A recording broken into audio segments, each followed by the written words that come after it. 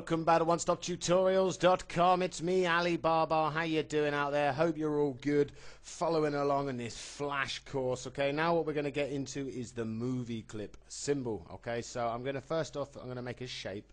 Let's grab my shape tool here, made a rectangular shape. Okay, you're all pros at how to do this. Now I'm going to grab my selection tool. I'm going to make a selection of that shape, and the shortcut key to convert a symbol is F8 on your keyboard. So hit F8. I'm going to quickly name this, and I'm going to call this, I don't know, Alibaba. Okay, and in this tutorial we're going to use the movie clip. Now if you haven't followed the other two tutorials, go back. We've done a tutorial on the button and we've done a tutorial on the graphic. Okay, so I'm going to select movie clip, and registration top left's good for me, and I'm going to hit OK. And as always, you know that it's an actual symbol because it has the blue line going around it.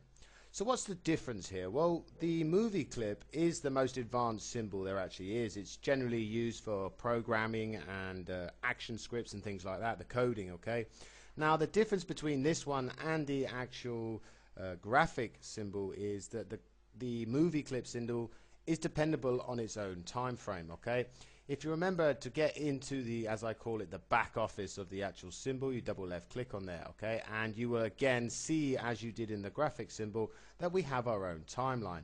Now this timeline is different. When I say it's dependable, what I mean is that whatever you put into here, it will run this timeline. Let me show you what I mean. I'm going to do a right click on frame 10 and I'm going to insert a keyframe.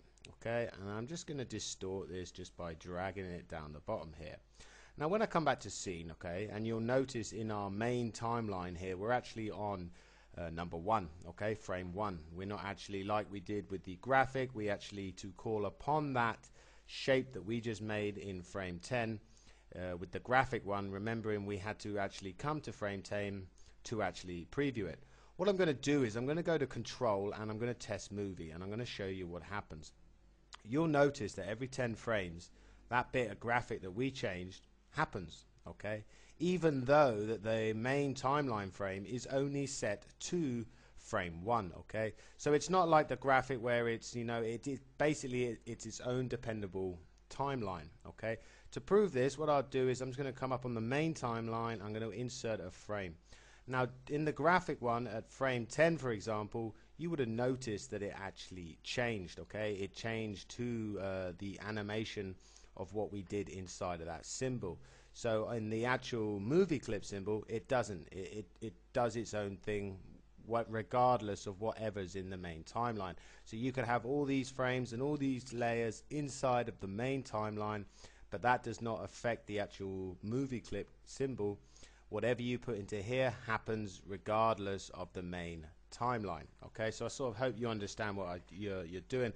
Like I said, with all these symbols, we're going to be doing these. We're going to be using these a lot because it's the best way to use Flash is by converting things to symbols. Okay, so don't worry if you don't understand 100% what I'm talking about. I get that a lot, but what you want to basically do is just remember that if you're looking into programming, if you're looking into making like action scripts and things like that, then using the movie clip symbol is more than likely the best way to go. Okay, we're going to start getting into some more stuff now. We've done a few tutorials on symbols.